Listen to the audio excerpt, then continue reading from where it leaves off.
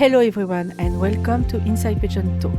I am Melanie, the editor-in-chief of Inside Pageant. Today we are honored to sit down with a woman whose journey goes far beyond the crown. She is journalist, advocate, community leader and a powerful voice for resilience and authenticity. Con Miss Eco Canada 2026, please welcome Olivea Loo. Olivea, thank you so much for being with Inside Pageant today. Thank you, Olivia, for this interview today. Of My course. first question is about your name, Olivia. What is the signification of Olivia? Yes. So my name is actually a take on the French name, pardon me, on the French name Olivier, which is actually a men's name in the French language. But my parents thought to put a very unique and feminine spin on it. And so that is how I got the name Olivier. The term Olivia in North American language, it stands for peace. And so that is how I got that name. And then I did a trip to China, actually. And that's how I got the name Lou, which my first name, Olivia, translates to Lu in Chinese. And that means peace as well. Oh, it's a beautiful name. Thank you so much. You were crowned Miss Eco Canada 2026 in Florida because the final of Miss Eco Canada with the final of Miss Eco USA and Miss Eco Mexico this year. Yes. Yes. I Three got to crowning, meet three them. crowning at the same date. Yes. Take us back to this moment. What is in your mind when you have called your name as the new Miss Eco Canada?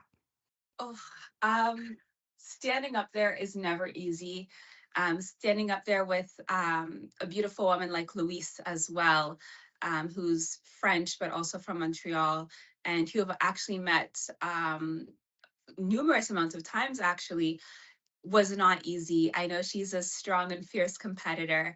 And so it was really in the judges' hands to pick somebody who they felt represented Miss Eco International and who could take Canada far. And I'm very honored and grateful that they chose me. And having Louise as a first runner up and as the new Miss Earth Eco Canada is such a wonderful aspect as well. Standing there with her, everything goes stark. I think all my pageant queens know that you're really just hand in hand with somebody else, and nothing really goes through your head. But I was really praying and hoping that the judges saw what I could offer this organization, and I'm so glad that they did. I won't lie, I was nervous. I wanted to cry. My feet were hurting, but I'm so grateful. Yes. Did that moment feel like a validation for everything you have overcome? It did. It did. My journey to Miss Eco Canada and signing up was not easy at all. The director, Nikki Danny, she asked me probably about 2 years ago when I first inquired about eco. And so it was really a full circle moment of something that felt a lot of energy and tears. Blood, sweat, and tears is the saying. And it was really true because I spoke to Nikki 2 years prior and really went back and forth deciding if eco was something that even really resonated with me. I didn't want to just go for a crown that is just a crown. I wanted it to mean something to me and to mean something that really resonated with me and where I come from. And so I took about 4 months after those 2 years of initially talking with her to actually sign up and commit because I wanted to make sure that it was right for me. I wanted to make sure that I had the time and the energy to put in the training and the work and get the designers and all of that. And I'm so grateful that I did. And I'm glad that it was seen that night. You grew up with some struggle. It's Yes. I read about this. You struggle in school due to dyslexia. Yes. How did that experience, because your dyslexia was not diagnostic during your childhood? Mhm. How did that experience shape the woman you are today? Absolutely. Growing up with dyslexia was really hard. I didn't know that I was dyslexic until my adulthood. Um, and it was a struggle. It was a struggle. I felt very out of place in my life. I felt like, why am I not understanding the way that everyone else understands things? Um, and I'm so happy that I have dyslexia, if that sounds a little weird. And I'm happy that I'm able to be somebody that other young girls and young boys can look up to and can see and learn from and know that you're not out of place. You just haven't found what works for you yet. And so that's why I go into schools and I advocate for um, education systems to have learning policies that help everybody in school and not to just put them on a program that singles them out, but to actually help them get to where they want to be. I'm so grateful that I had parents and family members who advocated for me so that I wasn't singled out, but that I was actually helped. You turn to poetry and storytelling Yes. when you feel misunderstood. How did work become a form of survival for you? Yes, poetry really resonated with me despite my dyslexia because it's very hard for me to spell. But writing down in my journals and my diaries, it was something that nobody else had the right to check or critique or mark up. And so it gave me the ability to have confidence into really expressing my emotions and expressing it in a way that was true and vulnerable enough for me to also learn from. So that is how I got into poetry, and I'm still working on poetry till this day. I'm still trying to get my poetry published a little bit more. So yeah, You are now journalist, yes, yes, on the radio, yes, yes, and you can amplify BEPOC voices. yes. Why is representation in media so personal to you? Wow, that um, I think because representation to me is it both goes with skin color and it goes with what's inside. Being a Black woman, I'm so grateful that I get to not only be seen on social media, but also heard on radio. Voices like my own aren't often heard. So being able to be a Black woman on radio, representing for Indigenous communities, Black communities, is something that I take very seriously and very personal. But on the other hand, being a person of color and amplifying the voices of other people of color who might not be Black, who might be Asian or Indigenous, that is just as important because their voices deserve to be told in a honest and authentic, emotional way that doesn't that depicts them fairly. And so I'm glad that I get to be that neutral voice and that voice of understanding and that voice of reiterating their stories in a manner that's respectful, empathetic, genuine, and truthful. What story do you feel are missing from mainstream media now? Um, I think the world is missing happy stories. I do. I do. I think a lot of times we look at stories on the news and we hear the stories on the radios or we read them in the newspapers and they're very negative.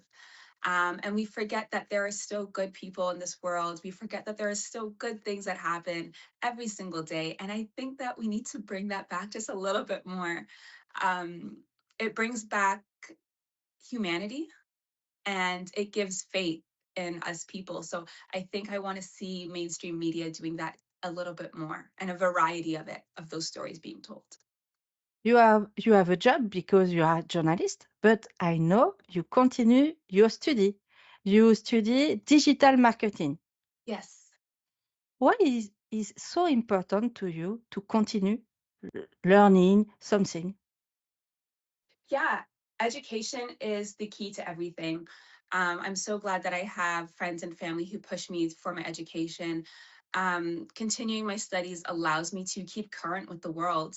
It allows me to understand and market myself and market any brand that I work with in the best way possible, especially with my digital marketing certificates.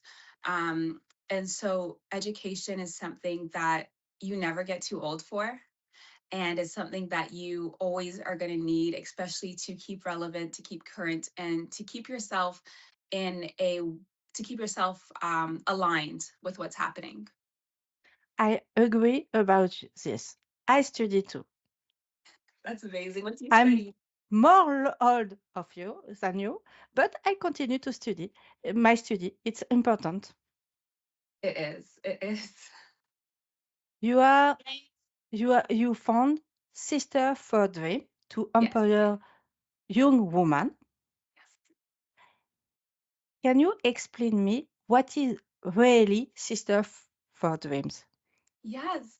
So Sisters for Dreams was founded with my mother. I want to say at the time that I was 14 or 15. And the reason why it started was because I was just a girl who wanted to share my mom with the world. My mother is my biggest supporter, my best friend, and she would sometimes take me and my friends after school to go to a coffee shop or to go somewhere, and they would always come back home and say, "Your mom's amazing. Your mom's amazing," and I just wanted more of her to be sharing with the world. And so it's transformed now into a way to get older women like my mother's age or older millennials to really have a hands on learning experience for the younger generation. And the point of it is to make sure that we partner young women with women in their own communities and with women who have done something that they also want to do. Recently, I was trying to get on board a female basketball player onto our network so that she could mentor young women and young girls who also want to go professional in basketball. So it's not just about business or the arts or creativity, it's about a realm of things to make sure that young women of any demographic can see themselves in their next door neighbors and understand and know how to get there. You talk about my younger self gala, Yes.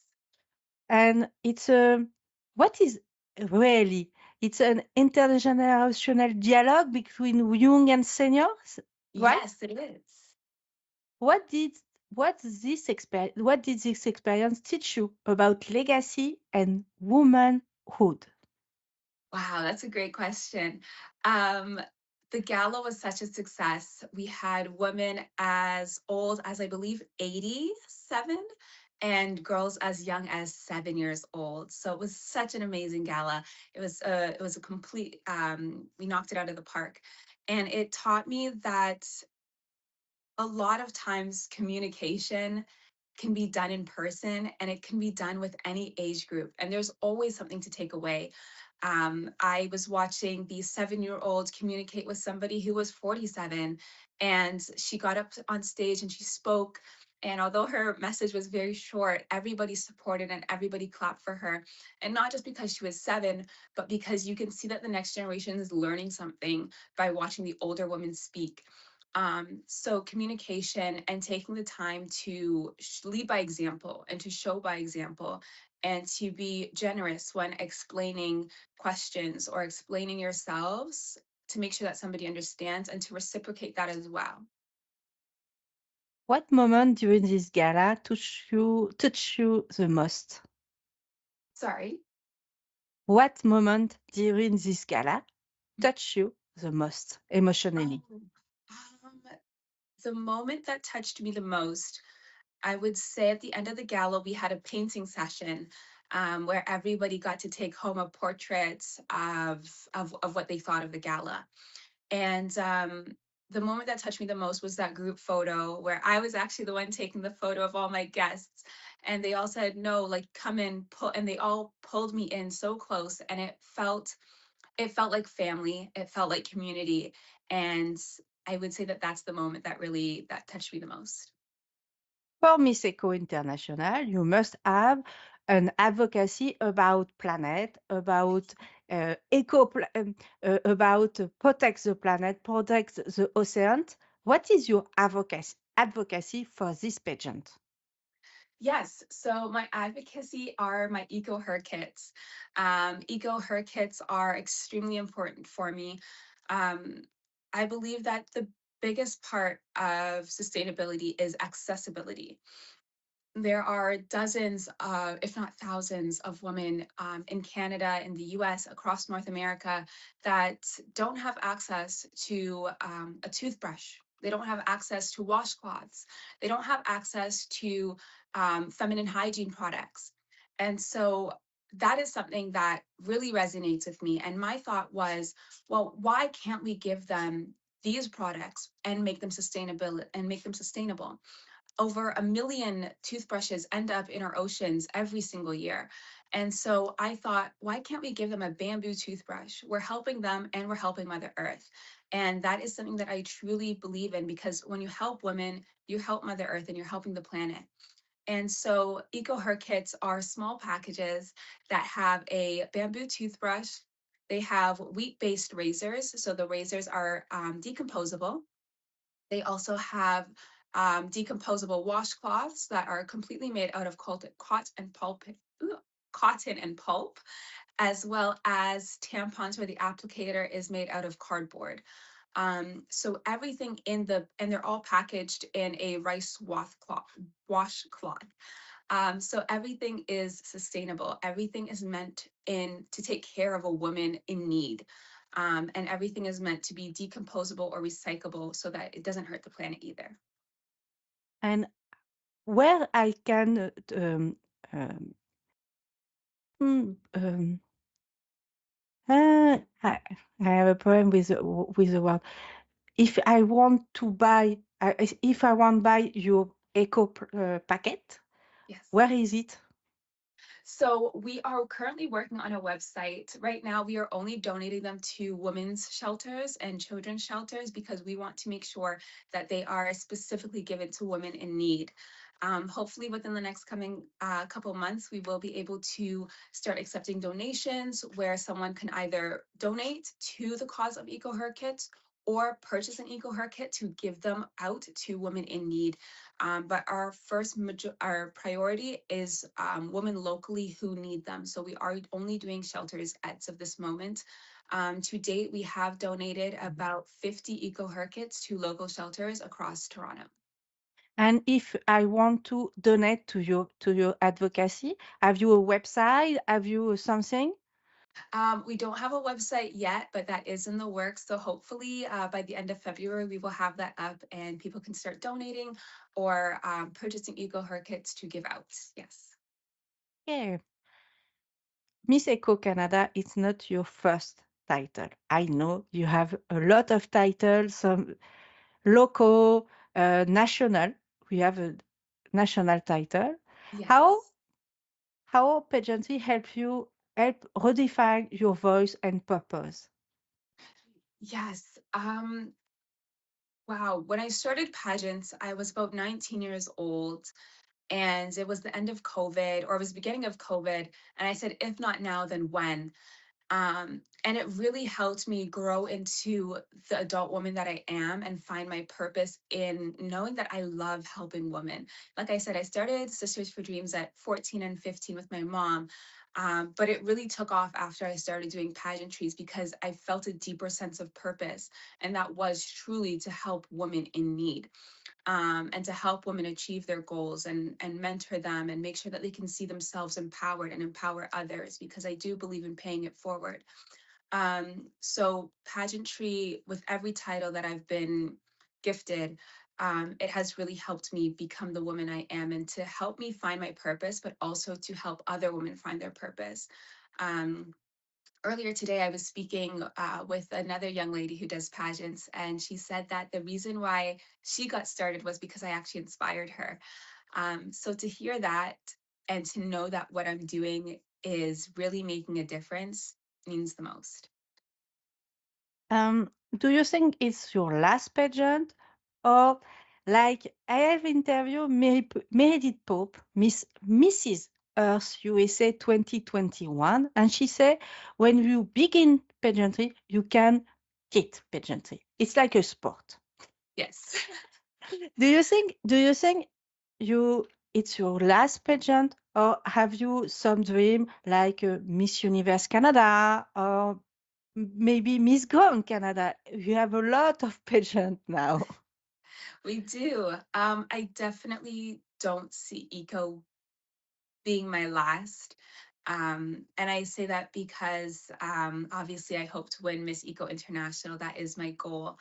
And my goal is to continue to make a difference. It is to continue to make an impact on women in my own community. And as much as my work on social media and my advocacy on radio and my advocacy with Sisters for Dreams, pageantry has really kicked it off. And I don't see it ending for me anytime soon. It's my time's not up yet, and I don't think I'll let it. I think it's not your last pageant. No. No. You have a big purpose, a big platform, and it's sad if you quit the pageantry. I think. Thank you. Thank you. Um, about your pageantry, um, what do you, what advice, which advice you can say to something you hesitate to enter in pageantry? I'm sorry, can you repeat? Which advice you can say to something, to somebody, not something, so to somebody you hesitate to enter in pageantry, because pageantry now has not a good picture, a good things. A lot of people say, oh, pageantry is only superficial. Yes, I hear that a lot. And a lot of people ask me, should I join or why do I keep going? And I say community. The women that I have met throughout my journey of pageantry and every system and every country on multiple continents have been amazing. And I still talk to women till this day, whether I met them in Texas or I met them in Malaysia, or I met them here in Canada, in different parts of Canada. Every woman that I have met along the way has become a part of my network for Sisters for Dreams and has been a wealth of knowledge in my own journey. Um, and growing is about knowing what other people have been through and taking their mistakes and taking their journey and turning it into a roadmap for yourself, especially if you look up to them or if you're inspired by them. And so I would say to any woman that is thinking about joining pageantry, start. You won't regret it. And you're going to be open to a different world and a different community that you may not have known prior to. You are influencer, lifestyle influencer too, because you are journalist, but influencer too. And your content online is raw and authentic. Yes. Why is it so important for you to show up without filter, without filter? Yes. I come from Toronto. It's a small city. It seems really big, but it's really small. And I want to show that just because I'm just a simple girl from the suburbs, um, but I'm turning a passion into a future, into hopefully a career, um, and making a difference while doing that. And that is something that is important for me to show. I think a lot of times we look at influencers that are very glitz and glamour, and we get very distracted, and what we see doesn't seem attainable for us. And I want to make sure that young girls and boys, especially from Toronto, especially from Canada, especially from North America, are able to see themselves in me and know that, okay, it takes work, it takes time, it takes a journey. I've been on this journey for about 4 to 5 years now, and I'm not done. And I don't really feel like I've gotten started, but I'm so grateful for everything. And to be able to show that journey and that progress is something that I really do value in taking people on. As you step onto the International Miss Eco stage. What message do you want the world to hear from Olivea Loo? Um, the message that I would want them to know is it goes back to my eco her kits. And it's when you help women in need, you help Mother Earth. I truly do believe in helping women in need. And women are the future. Women are powerful. And we have to keep showing up for them. And we have to keep being able to make sure that they have what they need to succeed on this planet and in their own lives. And we can't do that without helping women, and we can't do that without helping the planet especially. And so bridging that gap between sustainability and environmental impact and helping women is something that I really want to make sure is a trifecta in how we help the planet and how we help women. A great message. Thank you. You talk about motherhood, mother. Do you want to become mother in the future? I'm not opposed to it, but it's definitely not on my radar anytime soon. In some years. Lots of years. But it's a project. It's a life project. It is. It is. Yeah. And I had the most wonderful mother and father. And so I want to make sure that I have the time and the energy and the right person to do that with, because it's a blessing. And it's something that people shouldn't take lightly. And so I'm excited when that time comes, if that time comes, and if it's for me, then yes. What is the reaction of your mother when you come back to the home with the crown of Miss Eco Canada? Oh my goodness. I called her because she wasn't able to be in Florida with me. But I called her and she cried and I cried. And then we called my grandparents and then they cried and they were super excited. So yes, lots of crying and lots of cheers. Your It mother, was your amazing. mother come travel in Egypt to Egypt. For She's hoping to come to Egypt with me. Unfortunately, she did just have surgery on her eye, so she hasn't got the okay to fly, similar to you. Um, but hopefully she's able to come. I hope to meet your mother in I Egypt. hope so as well. Sincerely. Is m- I- oh, see, I have a question. It's not my question. It's my question. It's the question about my assistant because she has the same trouble of you, dyslexia. Mhm. She said me, if you could speak to your younger self, what would you tell her?